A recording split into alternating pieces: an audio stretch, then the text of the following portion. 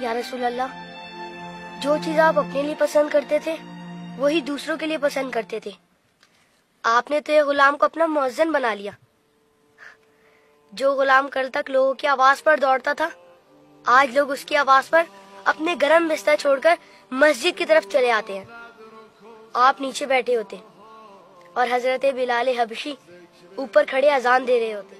ایسے کریم مولا کو بھی طائف والوں نے پتھر مارے. آپ کے سر سے نکلنے والا خون آپ کے پاؤں تک پہنچ گیا. آپ کی پیاری بیٹی بی بی فاطمہ سلام اللہ علیہا آپ کے زخم صاف کرتے ہوئے روئی ہوں گی، مگر آپ نہیں روئے. ہاں، آپ اپنی امت کے لیے دعا کرتے ہوئے روئے. امتی امتی.